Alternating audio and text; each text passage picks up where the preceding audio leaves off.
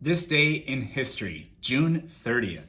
In 2019, Donald Trump becomes the first US president to visit North Korea. In 1997, the United Kingdom gave Hong Kong back to China. This was perhaps the final remnant of the Opium Wars from the 1800s, in which the United Kingdom devastated China in so many ways. The United Kingdom wanted to sell opium because it was lucrative and addictive. Well, the addictive part of it is what made it so lucrative, but it was causing China to crumble, and Chinese emperors made opium illegal. The British were all like, you can't do that. So they waged a war and eventually won, and it was humiliating for China, and China had to give all these concessions to Great Britain, including giving them the island of Hong Kong. In 1953, the very first Chevy Corvette rolled off the assembly line in Flint, Michigan. The original Corvette is a really stark difference between the next model. And from that point on, every other model of Corvette has just sort of been a slight tweaking of the model that came before it.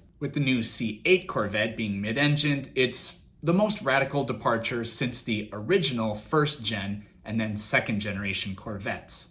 In 1934, the first of the Night of Long Knives incidents occurs in Germany. This was a 3-day span where Adolf Hitler had SS soldiers assassinate Hitler's major political rivals. For sure, at least 85 people were killed, but some other estimates range from 700 to 1,000 people who were assassinated on Hitler's order in order so that he could assume total control over Germany. In 1905, Albert Einstein sent off his first paper where he introduces special relativity. The paper's titled On the Electrodynamics of Moving Bodies. The concepts of special and general relativity were introduced in a series of 4 publications, which Albert Einstein published.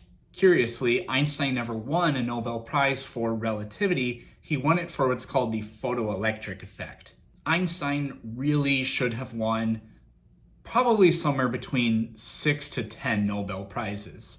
In 1882, Charles Guiteau was hanged in Washington, D.C. for the assassination of James A. Garfield, the second U.S. president to be assassinated. And way back in 1520, Hernan Cortez and his men flee Tenochtitlan. This is a very long and incredibly interesting story. You should check out the podcast Fall of Empires. They did an episode on the Aztec Empire, which I listened to, and it is just incredible. I'll give you the really short version of this.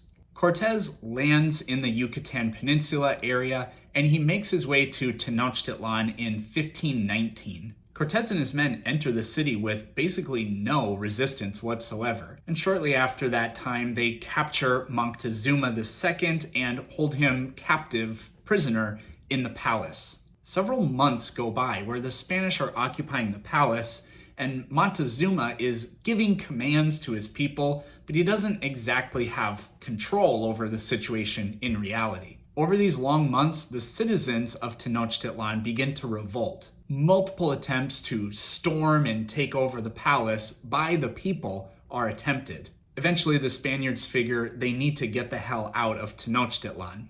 Tenochtitlan is an artificial city built on top of a lake, Lake Texcoco, which does not exist anymore. It was an absolute wonder of engineering. On June 30th in 1520, the Spaniards round up as much gold as they can possibly carry, take all their horses and all their men, and try to flee the city. It doesn't work. There's an enormous skirmish. The town is really a lot like a maze.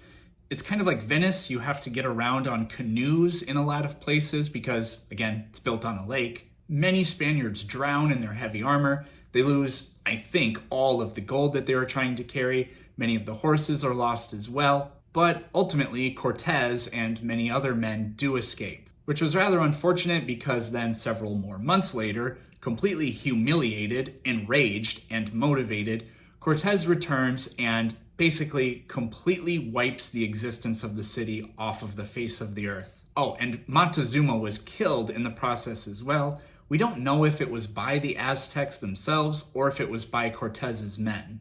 This was a really horrible event.